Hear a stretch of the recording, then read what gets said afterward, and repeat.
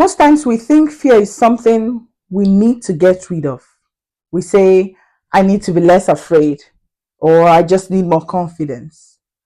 But let's look at it this way: the presence of fear is not really the problem. Welcome to today's episode of A More Excellent You. Today, we will be understanding what fear is. Firstly, I'd like you to know that fear is a system. So before we talk about overcoming fear, we need to understand what it is. So what actually is fear? Fear is a psychological and a physiological response to perceived threat, not real danger, perceived danger. That means your mind doesn't only react to what is happening, it reacts to what it believes could happen. Fear exists to do three things. One, to alert you, that is to sharpen your awareness.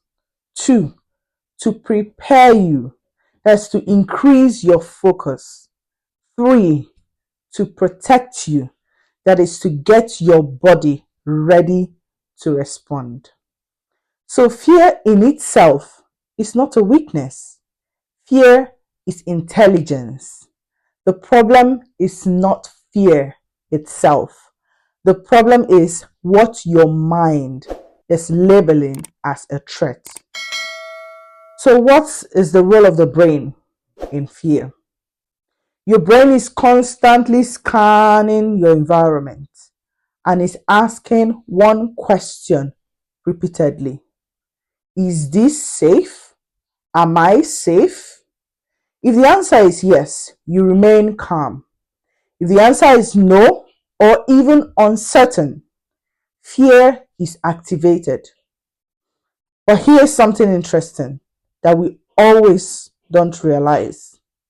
Your brain is not just protecting your body, it's also protecting your identity, it's protecting your self-image, it's protecting your emotional stability. So threats are not only physical, threats can be social, emotional, and psychological.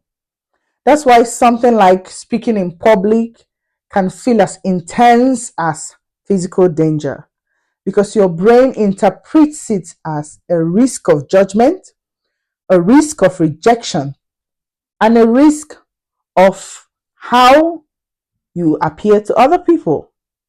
So fear is not about reality alone, it's about interpretation. The question that we ask sometimes is, there are times when there's no real danger, but fear still feels real.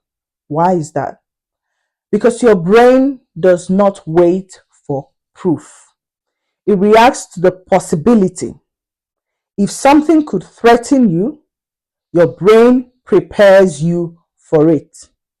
Your brain would rather be wrong and safe than right and exposed.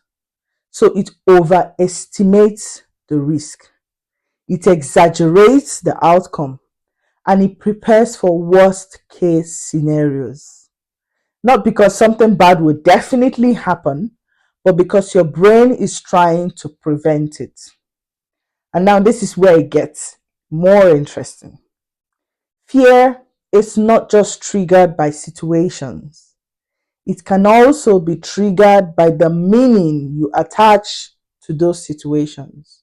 So you have two people facing the same situation and they feel completely different levels of fear because they're not reacting to the event in itself. They are reacting to what it means to them. So one person, this is an opportunity. To the other person, oh, this could expose me.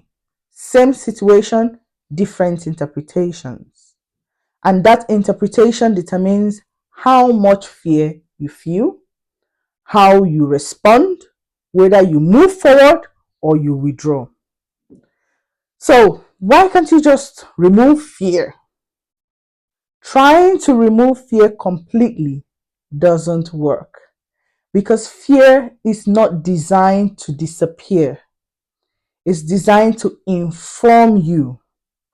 The goal is not to eliminate fear completely. The goal is to understand it, what triggered it, what it is protecting, whether the threat is accurate or not. Because once you understand that, you move from reacting to fear to responding to it. Remember, fear is not your enemy.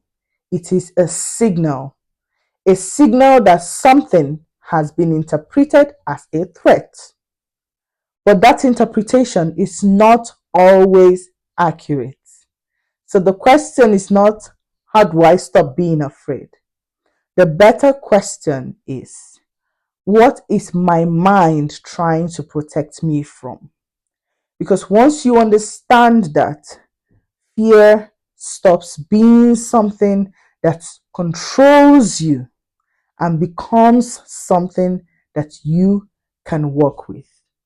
I hope this episode has blessed you. Remember to like, remember to share, and to subscribe. Till next time, bye for now.